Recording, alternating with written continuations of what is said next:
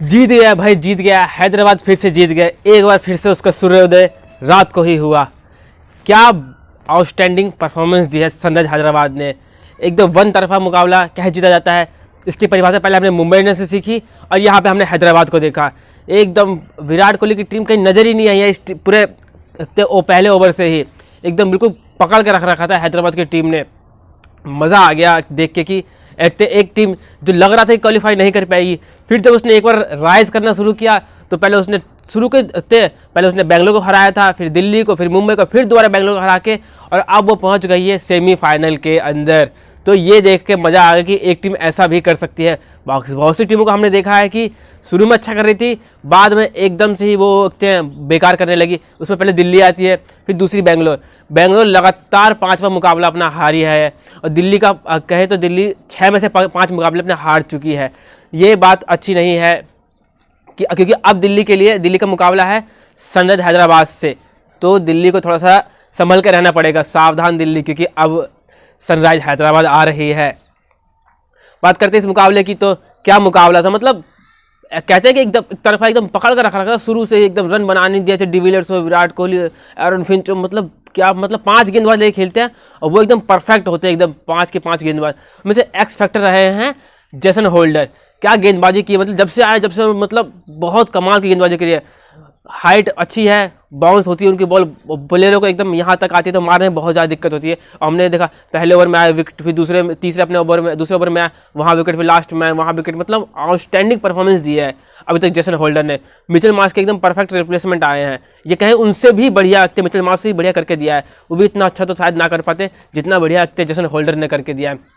मज़ा आ गया उनकी बैटिंग और बॉलिंग दोनों ही देख के। बैटिंग में फिनिश करके आ रहे हैं, तो आपके पास एक ऐसा ऑलराउंडर जो आपको फील्डिंग भी अच्छी करके दे, बॉलिंग भी अच्छी करके दे और बैटिंग भी अच्छी करके दे, तो इससे बढ़िया और क्या हो सकता है। हमने भुवनेश्वर कुमार का रिप्लेसमेंट देखा, संदीप शर्मा, क्या आउटस्टैंडिंग बॉलिंग करी है उन्होंने अभी तक, परफेक्ट टू परफेक्ट रिप्लेसमेंट। और यहाँ पे हमने मिचेल मार्श की रिप्लेसमेंट देखी, जेसन होल्डर।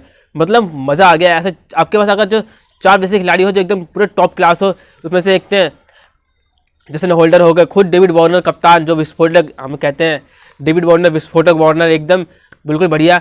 फिर केन विलियमसन आपके पास एक ऐसा बैट्समैन जो किसी भी स्थिति में आकर किसी भी गेंदबाज के सामने अपना टेम्परामेंट बहुत मजबूत रखता है, विकेट जल्दी थ्रो नहीं करता। ऐसा बैट्समैन जो बिल्कुल फिनिश करके गेम को आने के काबिल रखता है वो है। फिर आपके पास करामाती खान, राशिद खान, जो दुनिया के कोई सा भी ऐसे बैट्समैन नहीं जो उनको जल्दी पढ़ सके, जो उनको बहुत लंबे लंबे शॉट्स लगा सके। एक आधा बार हो जाए तो हो जाए, वरना बराबर कोई भी ऐसा कोई बैट्समैन नहीं है तो बराबर लगातार छक्के मार सके। तो आपका 4 ऐसे बैट्समैन बॉल विदेशी प्लेयर हो तो आपकी टीम अच्छा करेगी और अच्छा कर रही है। शायद पहले यही था कि उनको परफेक्ट अपनी 11 नहीं मिली थी और अब 11 मिल चुकी है सनराइज हैदराबाद को। पिछले मैच में तो इस मैच में तो रिद्धिमान साहब ही नहीं खेले, वो चोट से जूझ रहे हैं अभी तक, तो इस मैच में नहीं खेले। पर कोई फ़र्क नहीं पड़ता, साहा हो चाहे ना हो, जॉनी बेस्टो हो चाहे ना हो, कोई फ़र्क नहीं इस टीम को। ये टीम अपना अलग ही धुन में चली जा रही है क्योंकि इनके पास हर मैच में एक नया मैच विनर निकल के आता है। पिछले 7 मैच से देखे तो 7 अलग अलग player man of the match थे, अब दोबारा जेसन होल्डर बने हैं इस मैच के अंदर। तो ये देख के मज़ा आ गया, मतलब बहुत आउट क्लास परफॉर्मेंस दिया है। अब मैच की बात करें तो टॉस जीतकर हैदराबाद ने पहले फील्डिंग का फैसला किया। लगा कि हमें साथ बैटिंग करना चाहिए क्योंकि कहते हैं बैटिंग अगर शुरू में आपको स्कोरबोर्ड में रन चढ़ जाए तो बाद में अलग ही प्रेशर होता है, पर कोई बात नहीं क्योंकि उनके बैट बॉलर्स इतने बढ़िया थे, कोई दिक्कत नहीं। फिर आए जेसन होल्डर। इस बार बेंगलोर ने क्या किया कि 4 बदलाव कर दिए। मोइन अली को खिला लिया, एरन फिंच को खिला लिया, एडम जंपा को खिलाया और एक प्लेयर और थे मुझे याद, नवदीप सैनी आए। नवदीप सैनी फिट हो गए थे, नवदीप सैनी का आना बनता था और क्रिस मॉरिस इंजर्ड थे तो उनकी जगह एडम जंपा को खिला लिया, ये अच्छी बात है। इस रुडाना को बाहर किया ये समझ में नहीं आया। मोइन अली को आए, चलो बैटिंग में थोड़ी गहराई जाते थे, पर बैटिंग में गहराई चाहते तो भैया बैटिंग तो करो उस हिसाब से।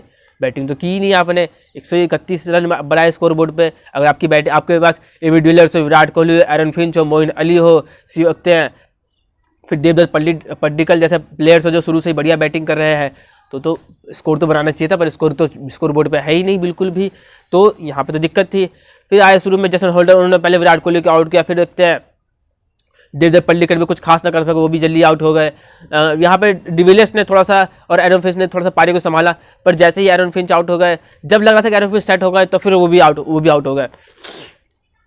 उसके बाद डिविलियर्स ने धीरे धीरे पारी को आगे बढ़ाया, एक तरफ से विकेट गिरते रही, डिविलियर्स पारी को आगे बढ़ाते रहे। एक बात समझ में नहीं आई, जब 9 बॉल आपको मिल गई है और आपको एक ही चांस है आउट होने का, सिर्फ रन आउट, तो आप क्यों जोखिम लेते हो? 1 रन के लिए आप मोइन अली ने अपना विकेट गंवा दिया, और शायद ये मैच का टर्निंग पॉइंट था। वैसे 2 टर्निंग पॉइंट थे, पहला तो ये था, मैं दूसरे बाद में बताऊंगा आपको क्या था। पहला ये टर्निंग पॉइंट था कि मोइन अली का आउट होना, क्योंकि मोइन अली बहुत ज़्यादा विस्फोटक बल्लेबाज है।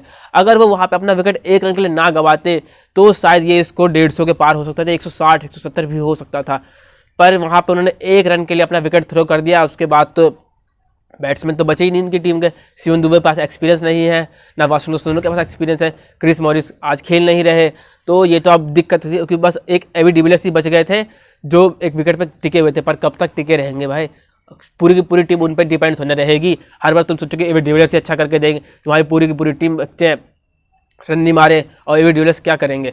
वो 50 रन मार सकते हैं, 60 मार सकते, 70 मार सकते। ये तो नहीं कि वो अकेले ही 150 तक स्कोर को पहुँचाएंगे, बगल से कुछ साथ ही तो मिलना चाहिए। फिर देखते हैं स्कोर बोर्ड शिवम के साथ आगे बढ़ता रहा, थोड़ा सा धीरे धीरे खेला था पर बढ़ता रहा। फिर मैच का टर्निंग पॉइंट आया 18वें ओवर में, जहां पर टी नटराजन की यॉर्कर जिन्होंने डिविलियर्स को आउट कर दिया, शायद वो सबसे बड़ा टर्निंग पॉइंट था इस मैच के अंदर। अगर जो वहाँ डिविलियर्स का विकेट नहीं गिरता तो शायद ये स्कोर कुछ और हो सकता था, क्योंकि डिविलियर्स लास्ट में बहुत ज़्यादा ही अच्छी खतरनाक दिख रहे थे। पर एक परफेक्ट यॉर्कर और डिविलियर्स आउट, और वहाँ पर मैच खत्म हैदराबाद बेंगलोर का, क्योंकि उसके बाद कोई बैट्समैन बचा नहीं और वो शॉट्स भी नहीं लगे। जो उम्मीद थे कि जाएंगे 150 के पास, डिविलियर्स का पारी का समाप्त हुआ, वहीं भी उनके मैच का भी समाप्त हो चुका था। एक बॉल मैं अगर मेरी तरफ माने तो सबसे बढ़िया विकेट था इस मैच का एबी डिविलियर्स का, क्योंकि अगर जो ये इसको 150 भी बेंगलोर बना लेती तो ये पिच उस तरीके से नहीं खेल ली थी कि आपको ये बहुत हाई स्कोर मैच होने वाला था। ये 150 बनाते तो भी हम सोच सकते थे कि एक अच्छा फाइट देती बेंगलोर, या शायद जीत भी सकती थी मैच को। पर वो एक बॉल टर्निंग पॉइंट रहा इस मैच का, और हमने टी नटराजन को ये एक बार नहीं बार बार करते हुए देखा है कि क्या कमाल की गेंदबाजी करी है। जेसन होल्डर जरूर कितने बहुत अच्छी बॉलिंग करी, पर लास्ट में जब एबी डिविलियर्स, क्योंकि उनके बस एक ही तो बैट्समैन है बढ़िया, विराट कोहली और एबी डिविलियर्स। विराट कोहली शुरू में जेसन होल्डर ने आउट कर दिया और बचे एबी डिविलियर्स, तो वो बहुत खतरनाक, उन्होंने 50 भी बना ली थी और बहुत खतरनाक भी लग रहे थे। तो वहाँ पर टी नटराजन को यॉर्कर, परफेक्ट यॉर्कर और बोल्ड, इससे बढ़िया बात और क्या सकते हैं? किसी प्लेयर के लिए डिविलियर्स का विकेट लेना ही अपने आप में बहुत बड़ी बात है, क्योंकि डिविलियर्स से महान बल्लेबाज सदियों में ही एक होते हैं, और उन्होंने अब तक बल्लेबाजी भी बहुत अच्छी करके दी थी, और इस मैच में भी अच्छी बल्लेबाजी कर रहे थे, पर वो एक टर्निंग पॉइंट रहा और आउट हो गए। और इस तरह बेंगलोर ने शायद 7 या 8 विकेट पे 131 रन ही बना पाए। और जब आपके स्कोर बोर्ड पर 131 रन हो तो उसे डिफेंड करना ही बहुत मुश्किल हो, कि आपके पास मुंबई इंडियंस जैसी बॉलिंग भी नहीं है कि उधर से यॉर्कर, एक इनस्विंग एक wide swing bowler, Jasprit Bumrah जैसे कमाल का ट्रेंट बॉल हो जैसे बॉलर्स हो, वो सी बॉलिंग भी नहीं है आपके पास। फिर भी पहले जो नए बल्लेबाज थे जो जीमान शाह की जगह आए थे, वो जल्दी आउट हो गए। फिर डेविड वार्नर भी आउट हो गए। मनीष पांडे ने जरूर कुछ अच्छे शॉट्स खेले, पर वो भी शायद 23-24 रन बना आउट हो गए। फिर उसके बाद आए केन विलियमसन, इनके एक प्रमुख स्तंभ इस टीम के, जो 4 नंबर पर आते हैं और पकड़ के रखते हैं टीम को। उन्होंने धीरे धीरे पारी को आगे संभाला। उनका जेसन होल्डर ने भी काफ़ी अच्छी साझेदारी की और दोनों ने अंत में फिनिश कर दिया। लास्ट के दूसरी तीसरी बॉल 2 चौके मार के जेसन होल्डर ने कमाल का फिनिश किया है। पिछले मैच में देखा था छक्के मार के फिनिश किया था, और इस मैच चौके मार के फिनिश किया। तो जेसन होल्डर आउटस्टैंडिंग परफॉर्मेंस दे रहे हो आप, और आप इस टीम के अब मेन बॉलर्स बन चुके हो। कहूँ तो संदीप शर्मा तो है, पर आप इस टीम के अब मेन बॉलर्स हो। क्या बढ़िया परफॉर्मेंस करके दिया है। तो सनराइजर्स हैदराबाद यहाँ पे अब सेमीफाइनल में पहुँच चुकी है, और यहाँ पे बेंगलोर का आज समाप्त हो गया है सीजन। अब अगले सीजन में मिलेंगे बेंगलोर से हम। बेंगलोर के लिए क्या क्या गलतियाँ रही? मेरे ख्याल से सबसे बड़ी गलती थी विराट कोहली को ऊपर आना। अगर आपने एरन फिंच को खिलाया, आपने एरन फिंच को खिलाया इसलिए कि वो ओपन करे। चलिए आप ओपन करने आ भी गए, आप अच्छे प्लेयर्स हैं, शायद थोड़ा सा उन्हें विकेट पे संभल के खेलना चाहिए था, थोड़ी जैसा जल्दबाजी कर गए। हम जानते हैं कि कितने बहुत अच्छे प्लेयर्स हैं, पर थोड़ा सा कुछ मैचों से उनकी फॉर्म अच्छी नहीं चल रही है, तो शायद इस वजह से थोड़ा नर्वस थे। शायद थोड़ा सा और उन्हें और थोड़ा सा बॉल खेलना चाहिए था, जिस वजह से वो और अच्छा परफॉर्मेंस कर सकते थे। पर उनका जल्दी आउट हो जाना ये अच्छी बेकार बात रही। फिर बात तो हुई पड़ गई, शायद दूसरे ओवर में ही डिविलियर्स आ गए थे, तो चाहे वो ओपन करने आते चाहे दूसरे ओवर में आते, लगभग बात फ़र्क तो है नहीं। डिविलियर्स का। फिर वह मोइन अली का रन आउट, ये शायद सबसे बड़ा एक्स फैक्टर था, सबसे बड़ा टर्निंग पॉइंट था मैच का, मोइन अली का रन आउट। क्योंकि मोइन अली को खिलाया इसलिए गया था कि वो काफ़ी अच्छी बैटिंग करते हैं, बहुत विस्फोटक अंदाज से बैटिंग करते हैं, पर वो रन आउट ही सबसे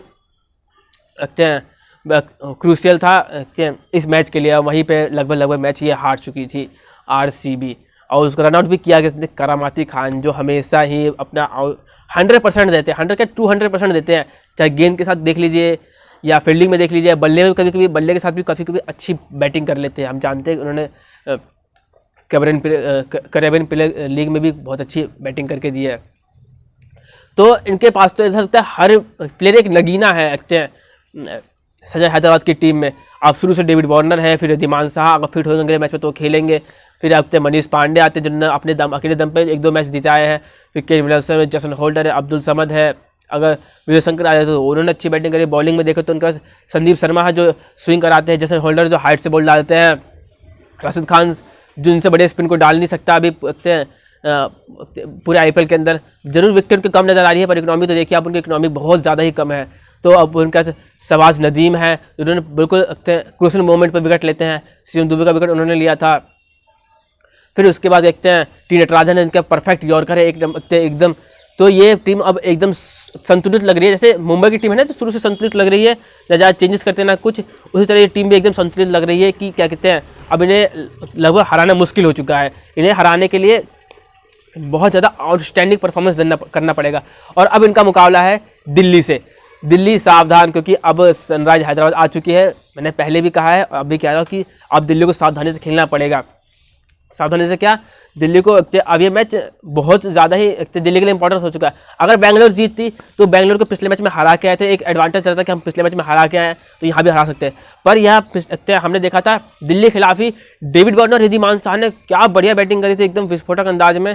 तो दिल्ली के लिए एक और खतरा है कि यहाँ पे डेविड वार्नर, रिद्धिमान साहा के साथ आपको दोबारा नजर आएंगे और फिर से वही वो विस्फोटक पारी खेलते नजर आएंगे। और दोनों टीमों का अगर टॉप ऑर्डर का देखें तो एक का टॉप ऑर्डर तो पहले अच्छा परफॉर्मेंस नहीं दे रहा था, रिद्धिमान साहा के आते ही एकदम से ये ऐसा लग रहा है कि जैसे दूसरी टीम बन गई हो, एकदम अलग अंदाज में खेल रही है। डेविड वार्नर जो हमें शुरू में हमने देखा 7-8 मैचों में शायद नहीं देखा उन्हें विस्फोट करते हुए, पर अब जैसे रिद्धिमान साहा पिछले 3-4 मैच से खेल रहे हैं वो अभी अलग लेवल के बल्लेबाज बन चुके हैं एकदम। जिस वार्नर को हम जानते थे कि आते ही खूब लंबे लंबे चौके छक्के मारेंगे, अब उन्होंने वो काम करके दिया है, एकदम खूब परफेक्ट चौके छक्के पहली दूसरी गेंद से बिल्कुल आक्रामक रुख अपना लेते हैं। और रिद्धिमान साहा ने तो जो उनका बखूबी साथ दिया है, शायद शुरू में पावर प्ले में उनका रन रेट उनसे बेहतर होता है डेविड वार्नर से। तो एक ऐसा बैट्समैन, मिडल ऑर्डर बैट्समैन जो ओपन करता है और इतनी बढ़िया बैटिंग करके देता है, तो आपकी लगभग आधी इतने परेशानी दूर हो जाते हैं, क्योंकि आपको जॉनी बेस्टो खिलाना नहीं पड़ा, तो आप एक एक्स्ट्रा विदेशी प्लेयर खिला सकते हो, जैसे उन्होंने जेसन होल्डर खिलाया। और जब से जेसन होल्डर आए, जैसे उन्होंने कमाल की गेंदबाजी करी है, बैटिंग भी करी है, फील्डिंग भी करी है, तो ये बहुत अच्छी बात है। फिर आते हैं चुलबुल पांडे, मनीष पांडे, क्या बढ़िया अभी तक उन्होंने बैटिंग करी है। थोड़ा कंट्रीब्यूट करते हैं, पर जब जरूरत होती है टीम को, जब वो आके प्रेशर रिलीज करते हैं। पिछले मैच में देखा शायद थोड़ा सा बेंगलोर वाले मैच में एक समय लग रहा था कि थोड़ा सा फंस रही है, पर उन्होंने कुछ अच्छे शॉट्स खेले। जरूर 25 रन की पारी हम देख रहे हैं कि 25 रन ही बनाए, पर कुछ अच्छे शॉट्स खेले जिससे प्रेशर रिलीज हो गया सामने वाले बल्लेबाज से, और फिर वो अपना आराम से खेलते रहे और आराम से स्कोर को जीत गए। उसके बाद आते हैं केन विलियमसन, जो इनकी टीम के प्रमुख मेन स्तंभ हैं, जिन्होंने लगातार बार बहुत अच्छी बल्लेबाजी करके दी है। फील्डिंग में तो वो अच्छी करते ही है फील्डिंग, पर बल्लेबाजी भी कमाल की बल्लेबाजी करी है। पिछला मैच लगभग उन्होंने ही जिता दिया। तो ये दिल्ली को देखना पड़ेगा कि अब इन चारों को आउट करना है ज़रूरी। और वही दिल्ली की बात करें तो पृथ्वी शॉ के पास फॉर्म नहीं है, शिखर धवन का कुछ अता पता नहीं, किसी में चलेंगे तो एकदम 100 मारेंगे, 50 मारेंगे, और किसी में नहीं मारेंगे तो पहली ही बॉल पे वो आउट हो जाएंगे। रहाणे के पास भी फॉर्म नहीं है, एक मैच में जरूर अच्छा किया है, पर फॉर्म हमें देखने को नहीं मिली पूरे ही अभी तक जब से मैच खेले हैं। श्रेयस अय्यर का फॉर्म भी जा चुका है। तो इनके 4 हैं, उनके 4 तो एकदम ऐसा लग रहा है अलग अलग है बिल्कुल। एक के पास बिल्कुल ही फॉर्म नहीं, चारों में से चारों के पास, और एक के पास एकदम चारों के चारों ही फॉर्म में है। तो ये तो भाई दिल्ली के लिए गड़बड़ वाली बात है। दिल्ली इस बार तो कम से कम फाइनल में पहुंच जाए और जीत जाए ट्रॉफी, क्योंकि दिल्ली से बहुत ज़्यादा उम्मीद है। सनराइजर्स हैदराबाद तो एक बार ट्रॉफी उठा भी चुकी है, पर आपसे इस बार बहुत उम्मीदें थी। जब शुरू में आपकी टीम जब पिक हुई थी तो लग रहा था कि सबसे स्ट्रॉन्ग टीम दिल्ली है, पर अब जैसे आपने परफॉर्मेंस दी है, ऐसा बिल्कुल नहीं लग रहा कि आप बिल्कुल ट्रॉफी जीतने के इतने प्रबल दावेदार हो। आप एकदम शुरू में थे प्रबल दावेदार, मुंबई के साथ बिल्कुल कंधे से कंधा मिला रहे थे कि आपकी बॉलिंग वैसी है फास्ट बॉलिंग स्पिनर्स वैसे हैं, शुरू में विस्फोटक बल्लेबाज हैं, पर ना तो विस्फोट हो रहा है, ना फास्ट बॉलर विकेट ले रहे हैं, ना स्पिन में थोड़ा सा अच्छा कर रहे हैं, पर बाकी तो कहीं कुछ दिल्ली का नज़र नहीं आ रहा। हमने पिछले मैच में देख लिया, शायद ये लोग ओवर डिपेंडेंट हो गए एक दो प्लेयर के ऊपर ही। शिखर धवन जो अच्छा करेंगे तो टीम अच्छा करेगी, और शिखर धवन अच्छा नहीं करेंगे तो टीम अच्छा नहीं करेगी। एक मार्कस स्टोइनिस है उनकी टीम में जो लगातार अच्छा करके दे रहे हैं, पर उनके अलावा कोई अच्छा करके दे नहीं रहा। हमने देखा जब शिखर धवन ने अच्छी बैटिंग करी है, टीम ने अच्छा किया है, तो शिखर धवन के ऊपर ये ज़्यादा ओवर डिपेंडेंस हो चुकी है ये दिल्ली कैपिटल्स की टीम। वही मिडिल ऑर्डर की बात करें तो मिडिल ऑर्डर में इनके पास डेविड वार्नर के पास अच्छी खासी टीम है। सनराइजर्स हैदराबाद के पास मेरा मतलब है उनके पास जेसन होल्डर आते हैं, फिर अब्दुल समद आते हैं, राशिद खान भी आते हैं, अच्छी बैटिंग कर लेते हैं, सबके सभी अच्छी बैटिंग करते हैं। राशिद खान को थोड़ा सा बैटिंग करते कम देखा है, हम जानते हैं अच्छी बैटिंग कर सकते हैं। अब्दुल समद को खिलाया इसलिए गया कि वो अच्छी बैटिंग कर, बहुत विस्फोटक बल्लेबाज है। अगर विजय शंकर फिट हो जाते हैं तो इनके लिए और भी बढ़िया बात है, क्योंकि विजय शंकर तो एक बॉलिंग ऑप्शन भी प्रदान करके देंगे, वो तो है 3D प्लेयर हमारे, तो ये तो बहुत अच्छी बात है हैदराबाद के लिए। हम उम्मीद करते हैं कि वो अपना दिल्ली के खिलाफ मैच जरूर खेले, और एक रिद्धिमान साहा ये भी मैच खेले। वही दिल्ली की बात करें तो दिल्ली के ऋषभ पंत आते हैं, मार्कस स्टोइनिस आते हैं और अक्षर पटेल आते हैं। ऋषभ पंत का तो इस साल तो लगता है जैसे बिल्कुल ख़त्म ही हो चुके हैं, मतलब एक भी अर्धशतक नहीं आया। अर्धशतक तो छोड़े, जो 23-24 रन बनाए भी हैं उन्होंने, वो इस हिसाब से नहीं बनाए कि मतलब 28 गेंदों 30 गेंदों। हमने ऋषभ पंत को देखा नहीं कभी ऐसी बैटिंग करते हुए, हमने उन्हें हमेशा देखा कि आएंगे और पहली दूसरी गेंद छक्के चौके लगाते देखा है। तो ये दुबई में आके उन्हें क्या हो गया, या टीम मैनेजमेंट में उन्हें क्या अलग से रोल दिया है, ये तो वही जान सकते हैं। पिछले मैच में भी बहुत धीमे शुरुआत करी और फिर आउट हो गए वो। या तो धीमे शुरुआत कर रहे हो तो आप टिक के खेलो और लंबे स्कोर को ले जा, पर ऐसा बिल्कुल ऋषभ पंत के साथ नहीं हो रहा है। ये सीज़न उनका बिल्कुल भी अच्छा नहीं रहा। हम उम्मीद करते हैं कि कम से कम एक पारी तो दिखा दो ऋषभ पंत अपनी, वो विस्फोटक वाली जिसके लिए आप जाने जाते हो। और वो बात करें मार्कस स्टोइनिस से, तो वो उनकी बात हम नहीं कर सकते, क्योंकि वो अलग ही लेवल है। वो मतलब उनकी फॉर्म है, उनके पास अच्छी फॉर्म है, और वही इकलौते से बल्लेबाज है जो कई मैच जिता के दिए हैं। मैं 2-3 मैच याद है, एक मैच देखते हैं पंजाब के खिलाफ याद है, क्या बढ़िया लास्ट में आए, क्रूशियल उन्होंने 50 लगाई थी, बहुत बढ़िया, वहाँ से वो मैच जीत गए थे। फिर हमें 1-2 मैच और भी है जिन्होंने अच्छी बैटिंग करी। पिछले मैच में देख लीजिए, एक तरफ विकेट गिरते रहे, एक तरफ वो अलग ही अंदाज में बैटिंग करते रहे। तो मार्कस स्टोइनिस के पास फॉर्म है, बहुत बढ़िया फॉर्म है, किसी भी गेंदबाज के आगे वो अच्छी फॉर्म से बल्लेबाजी कर लगता है, अच्छी बैटिंग। और वहीं बात अक्षर पटेल की, अक्षर पटेल ने दिखाया कि किस तरह खेला जाता है। अक्षर पटेल ने भी टिक के खेला और अच्छे शॉट्स लगाए। तो इन्हें ऐसा नहीं है कि दिल्ली के पास एक प्लेयर अच्छे नहीं है, पर किसी के पास फॉर्म नहीं है। अगर वही थोड़ा सा विकेट पर टिक के खेले तो भी अच्छा खेल सकते हैं। ऐसा नहीं कि हैदराबाद को मुकाबला नहीं दे सकते कड़ा, वो भी बिल्कुल दे सकते हैं, क्योंकि इनके पास प्लेयर बहुत अच्छे हैं। दिल्ली के पास भी शुरू में यही प्लेयर बहुत अच्छा कर रहे थे, पर जब कहते ये प्लेयर अच्छा नहीं करने लगे तो सारे के सारे प्लेयर अच्छा नहीं कर रहे हैं। अरे एक का माना, दो का माना, ये पूरी की पूरी टीम ही एकदम से ही अच्छा नहीं कर पा रही है। एक तो पहले इन्हें पृथ्वी शॉ को शायद अब रिप्लेस करना पड़ेगा, इनको एक एक्स्ट्रा बॉलर खिलाना पड़ेगा। मेरे ख्याल से हर्षल पटेल खिलाना चाहिए। हर्षल पटेल हो गए, आवेश खान हो गए, या देश पांडे हो गए, इनमें से किसी को खिलाना पड़ेगा। वो पृथ्वी शॉ नहीं कर पा रहे अच्छा, बिल्कुल भी उनके बल्ले से रन नहीं निकल रहे हैं, तो इनकी जगह एक बॉलर एक्स्ट्रा खिलाना चाहिए। और आप दोबारा से सिमरन हेटमायर को टीम में लेके आइए। डैनियल सैम्स का जितना बड़ा नाम था, उस नाम के हिसाब से उन्होंने बिल्कुल भी परफॉर्मेंस नहीं किया है। शुरू में आए तो जो कहते हैं कि उनका रफ्तार भी है, और स्विंग कराते हैं तो ना तो रफ्तार देखने को मिली, ना स्विंग देखने को मिली है। यही बिग बैश लीग के सबसे शायद हाईएस्ट विकेट टेकर थे। यहाँ तो विकेट तो लाले पड़े हुए इनके, तो एक एक विकेट नहीं मिली। विकेट छोड़ो, उनके रन ही पड़े जा रहे, 40 रन 42 रन ऐसे रन पड़े जा रहे हैं इनको हर मैच के अंदर। तो भाई किस्मत काम के आप इतने महान बॉलर्स थे। हमने कई प्लेयरों को देखा कि अब बिग बैश लीग CPL में बहुत अच्छा करके आते हैं, और जैसे ही वो IPL में आते हैं वो उनका परफॉर्मेंस डाउन हो जाता है, क्योंकि ये IPL इनक्रेडिबल लीग है। यहाँ के बॉलर्स अलग ही लेवल के हैं, बैट्समैन अलग लेवल के हैं। यहाँ जो सबसे बढ़िया बैट्समैन होते हैं वो खेलते हैं, जो पूरे वर्ल्ड के सबसे बेस्ट होते हैं। तो आप जब तक बेस्ट नहीं हो सकते, तब तक आप पूरे बेस्ट के सामने अपना बेस्ट नहीं दे सकते। तो डैनियल सैम्स की जगह सिमरन हेटमायर को खिलाना चाहिए। उनकी जगह पृथ्वी शॉ की जगह एक आप गेंदबाज एक्स्ट्रा खिलाए अपनी टीम में खिलाए इंडियन, और डैनियल सैम्स की जगह आप सिमरन हेटमायर को खिलाए। तो सिमरन हेटमायर बहुत अच्छी फॉर्म में थे, पता नहीं क्यों बाहर निकाला गया। जब से ऋषभ पंत गए थे तो वो भी साथ साथ चले गए, उसके बाद उन्हें खिलाया, एक आध मैच में शायद अच्छी परफॉर्मेंस नहीं दी, उन्हें बाहर कर दिया गया। तो सिमरन हेटमायर जुड़े रहना चाहिए, क्योंकि सिमरन हेटमायर ऐसा निकोलस पुरन के लगभग कॉपी लगते हैं कि पहली गेंद से खूब लंबे लंबे शॉट्स लगा सकते हैं और बहुत अच्छे शॉट्स लगाते हैं। तो निकोलस पूरन को मत देखिए, आप सिमरन हेटमायर को देखिए। हमने सुना है, देखा है कि कितनी अच्छी बैटिंग कर लेते दोनों के दोनों बल्लेबाज, तो सिमरन हेटमायर को जरूर खिलानी चाहिए इन्हें। तो अगर दोनों ही टीमों का करें तो यहाँ पे भी हैदराबाद थोड़ा सा आगे है। और वहीं बात करें स्पिन बॉलिंग की, तो स्पिन में तो इनके पास करामाती राशिद खान हैं और एक थे सजाद नदीम, दोनों ने अच्छी बॉलिंग करी है। करामाती खान तो ऐसे बॉलर हैं, बॉल दीजिए विकेट आपके हाथ में, विकेट लेके दे देंगे तुरंत। ऐसा लगता है विकेटों पर लिखा रहता है कि हाँ करामाती खान आएंगे और 1-2 विकेट लेके दे देंगे आपको, बिल्कुल ऐसा ही है। पर दिल्ली का दिल्ली का अच्छे स्पिनर्स है। अश्विन को हमने देखा जहाँ से एक तरफ विकेट के लाले पड़े तो सारे गेंदबाजों के लिए रबाडा जैसे बॉलर विकेट नहीं निकाल पाते, वहाँ अश्विन ने मेन विकेट बढ़िया विकेट्स निकाले। तो ये अच्छी बात है कि उनके अश्विन जैसा बढ़िया प्लेयर है, बढ़िया गेंदबाज है। तो ये बात दिल्ली के लिए अच्छी कि कम से कम स्पिन में उनके पास अच्छी स्पिनर्स है, और ऐसे स्पिनर्स तो बैटिंग में ठीक ठाक कर लेते हैं। हमने स्पिनर को देख लिया, अश्विन भी अच्छी खासी बैटिंग कर लेते हैं। तो दोनों का स्पिनर लगभग अच्छी क्वालिटी के हैं, तो अच्छे वर्ल्ड क्लास स्पिनर्स है दोनों ही टीम के पास, तो अच्छे स्पिनर्स है। तो यहाँ पे मुकाबला थोड़ा खड़ा होगा।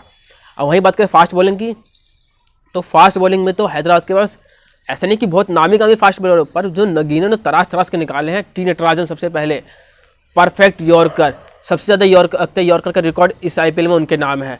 तो एक यॉर्कर जो यॉर्कर सिर्फ डाल सकता है, और आपके सामने कितना भी महान बल्लेबाज हो, अगर आप यॉर्कर डाल सकते हो तो डालिए, और वो रन नहीं मार पाएगा। हमने डिविलियर्स को पिछले मैच में देखा, 50 बना चुके थे, अच्छी फॉर्म में लग रहे थे, फिर भी वो यॉर्कर पे आउट हो गए। तो यॉर्कर अगर डाल सकते हो तो आप डालिए, बहुत बढ़िया यॉर्कर डाल रहे हैं। फिर संदीप शर्मा की बॉल, अब तो वो इन स्विंग आउट स्विंग मतलब बहुत बढ़िया लैम डाल रहे हैं। ऐसा नहीं कि वो संदीप शर्मा एक ही ओवर में 20 रन 25 रन खा सकते हैं, 15 रन भी नहीं खाते, बहुत बढ़िया इकोनॉमी से बॉल डालते हैं, और विकेट टेकर बॉलर सबसे बड़ी बात है। फिर जेसन होल्डर, क्या कमाल की गेंदबाजी करी है अभी तक, हम सब जानते हैं। वो हाइट से बॉल डालते हैं, बहुत अच्छी खासी हाइट पे आती है, बल्लेबाज को मारने में दिक्कत होती है। हमने कारण के सामने देखा था, जो उन्होंने एक छक्का मारा, उसके बाद क्या बॉल डाली उन्होंने, सब गिन बोल्ड कर दिया उनको। तो यहाँ पर अच्छी बात है कि जेसन होल्डर जैसा आपके पास लगते हैं बॉलर्स है। तो इनके बॉलर्स देखना सब परफेक्ट बॉलर है, ऐसा लगता नहीं कि कोई खोट ही नहीं इनके बॉलर्स में, एकदम सब विकेट के लिए जाते हैं, बहुत बढ़िया बॉलर्स है इनके, एकदम तराश के निकाले गए। वहीं दिल्ली की बात करें तो दिल्ली के पास भी रबाडा जैसे काफ़ी अच्छे बॉलर्स है, पर रबाडा का क्या है कि पता नहीं शुरू में तो अच्छी बॉलिंग कर रहे थे, अब थोड़ा सा कहते हैं पिछले हमने लगभग 4 मैच में उन्हें 1 मैच में विकेट मिली है, पिछले मैच में विकेट नहीं मिली थी, और पिछले मैच में विकेट मिली थी, पर उससे 2 मैच उससे भी विकेट नहीं मिली थी। रबाडा का थोड़ा सा लग रहा है कि क्या है, मतलब उनको दिक्कत क्या है, थोड़ा सा शायद उगते वो उस तरह से बॉल डाल नहीं पा रही है, उनको डलवा नहीं रहे जहाँ पर बॉल डालनी चाहिए, उन्हें पहला दूसरा ओवर देते नहीं है। सही है, जब आपके इसको मेन स्ट्राइकर बॉलर हो तो उसको पहले दूसरा ओवर देना चाहिए बिल्कुल।